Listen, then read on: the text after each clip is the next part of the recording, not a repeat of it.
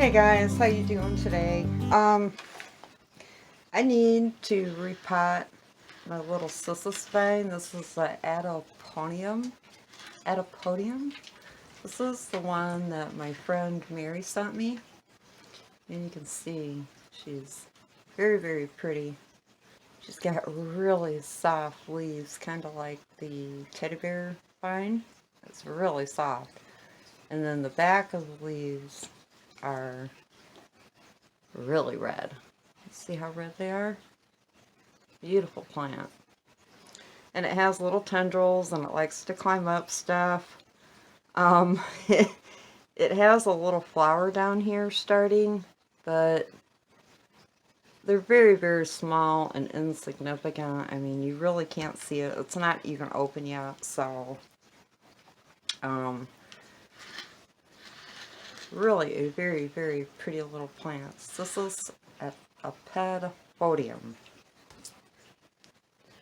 And then this one over here, these are the only two Cissus vines that I have. This one is a Cissus. Oop, my other plant's getting in on the show here. This is my Cissus Discolor. And you can see she is very, very pretty. She's got beautiful leaves. A lot of people think that this plant is a begonia, and it is not a begonia. It is, both of these are members of the grape ivy family. They both have pretty much the same treatment. You can see here, this one is flowering for me. This is my second winter with this Cissus begonia plant. Or begonia, there I just said it. Cissus Discolor. And she's flowering. She's got a flower there. And up here, once again, very insignificant flowers. The foliage is just really what you're after. But yeah, a lot of people think this is actually a begonia, and it is not a begonia. It is a grape ivy. It's in the grape ivy family. They both like really bright light. They like to stay on the moist side, so that's a plus. Outside, they grow in very bright light to a very light shaded area. But in the house, you want to keep them as bright as you can. Now this one, it has actually went dormant on me, or it's dropped all of its leaves. So once it starts doing that, I just cut back on the watering. And I water like maybe once a week. And if she does it again this year, I will do the same. This is just, you can tell the newer foliage is a lot deeper. It's more of a pink. And then the older leaves get darker green, and then they're beautiful, beautiful red on the back side. Gorgeous, gorgeous plant. And now this is the first time that she's ever flowered for me. So I'm really happy about that. She spent all summer outside on my back patio, and she was full morning sun until about 1 o'clock in the afternoon. And this one, of course, I just got. So, oh, I also see another little place where she's flowering. But you can't really see it. They're not opening. They're just buds. But the Cissus family seems to be pretty easy to take care of. But what I want to do with this one is, while I finish talking about these plants, I want to repot her. She needs to go into a bigger pot, and I made her a new trellis. So what I'm going to do is, while I'm repotting her, I'm going to talk about the plant and the care. But right now I want to get my trellis down in here. I'm going to add some more soil.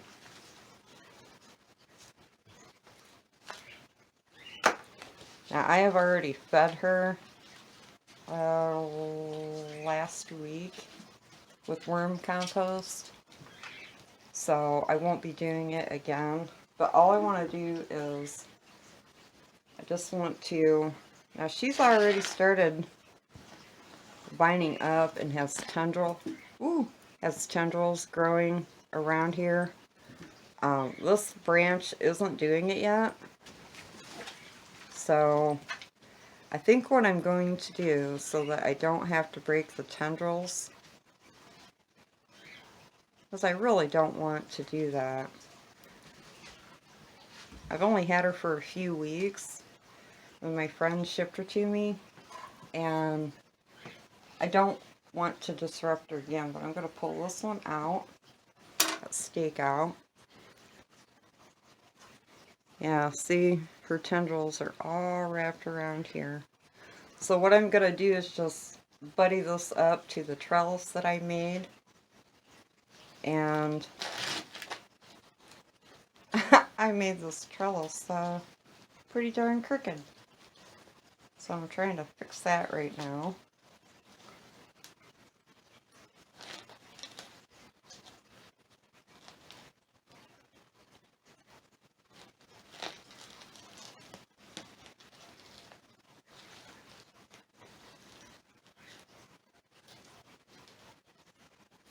But yeah, both of these Cissus Discolor take the same kind of care. So, oh, I forgot my, here we go, I'll just use this. I'm going to dump her out. I'm going to keep, oh yeah, she's already got roots coming out of the bottom. Oh, shoot. That was what I didn't want to do, but that's okay. So I'm just going to keep her and put her up along. I'm going to keep her on the old stake and just kind of butt it up against the new one here. To drop that down a little bit, get her in the soil.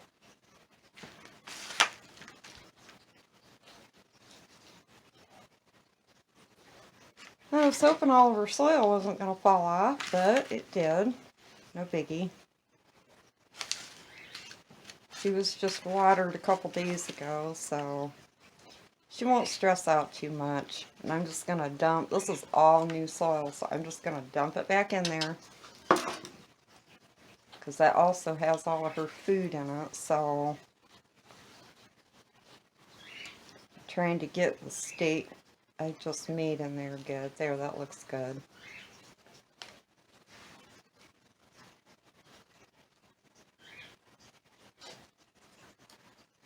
So now what I'm going to do is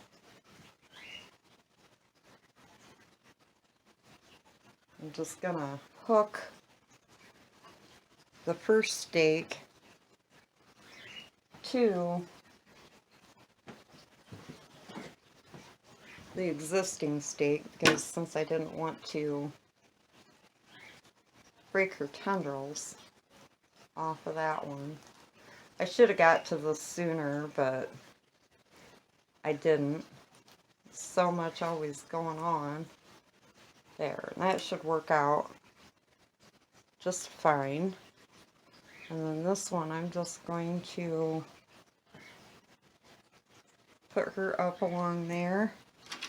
I need some more Velcro. Then I'm just going to tie her up to that one like that.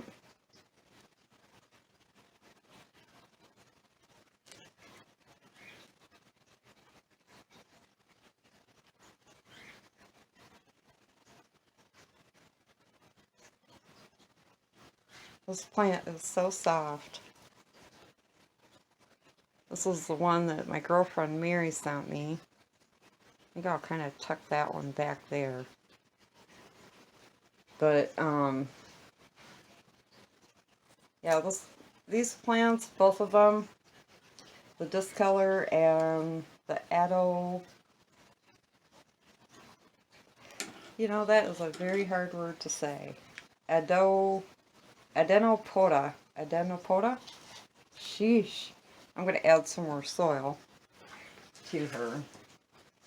Now, I have both of these plants in somewhat heavy soil. And I'm not talking about heavy soil. But they're in soil, a little bit of cocoa coir, some perlite, and I have them both in plastic pots. So, because these like to stay on the moist side, I mean, I'm going to put some more soil back here just to try to hold the stake up better. There we go. I'm just pushing in really hard where the stake's at, so it gets compacted and stays put. My trellis is a little crooked, but that's okay. I can live with that.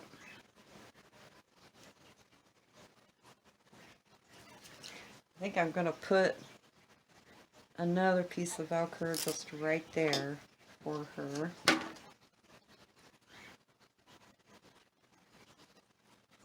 There. And then as she keeps growing up, I'll just twist her up and around. You can see my trellis is pretty high. So actually about as high as my other one. But as she grows, I'll just keep twisting her up and around and let her do her Cissus vine thing. But so just to go over quickly both again on the care of these guys. In the house, you want them both to be in bright light. You want to keep their soil conditions moist. This one does go deciduous. It kind of takes a little break. It likes the warmer weather. Both of them like warmer weather and bright light. Now last year this one did drop all her leaves and she went deciduous. I kept up on the watering, but I was watering her lightly, just enough to keep her stem and her roots alive. Now this one, I do not know if it will go dormant. We'll have to wait and see. But I'm hoping. These are both under my Mars Hydrolite, so it's very, very bright. It's warm in my plant room. I keep my plant room anywhere from between 60% and 65% humidity on purpose. We've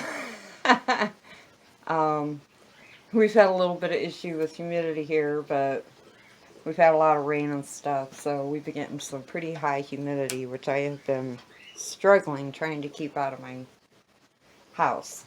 But it hasn't worked out too well. So, I'm actually going to add a little bit of soil to her. She was just repotted not too long ago and fed. So, I just see where she needs a little more. So yeah, these are beautiful, beautiful plants.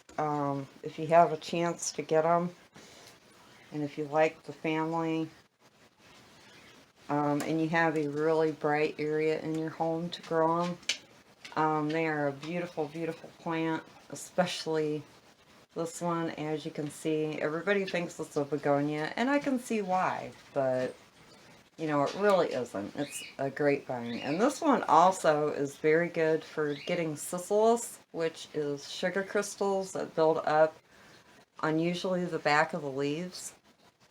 So you'll see really white sugary pieces.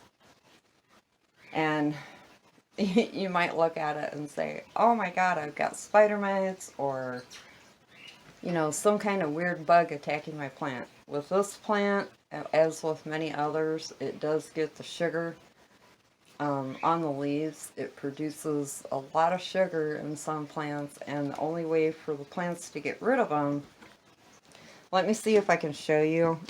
if you guys can see it, because she does have some.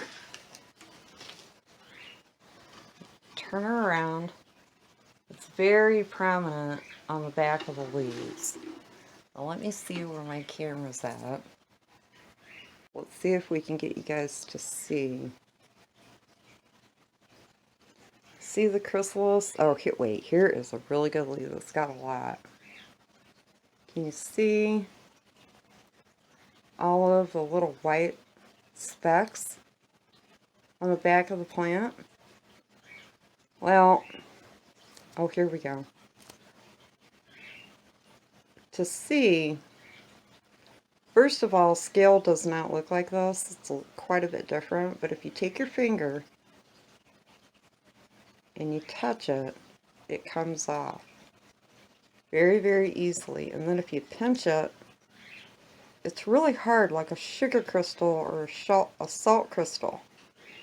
If it's scale, I will guarantee you it will not come off like that, scale. But I think it's really neat how it makes the sugar crystals, which is called chrysalis. See it? Now this one, I don't know if it does it or not. I haven't had this plant long enough. But you can see this one.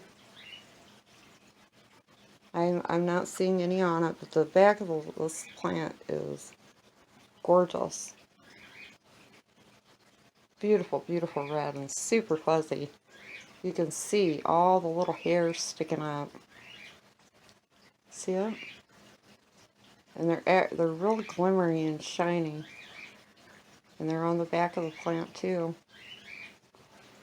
So that's about all the info that I can give you. Cissus Discolor and the Cissus Adenopoda. So very, very pretty. Both plants are gorgeous. Same care.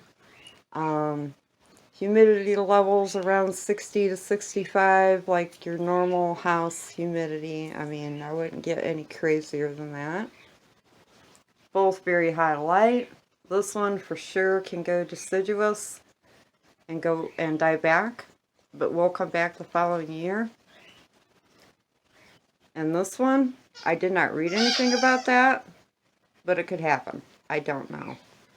So, alright guys, that is it.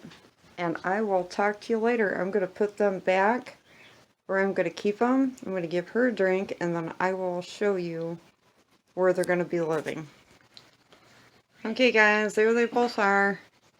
The Adenopoda and the Discolor.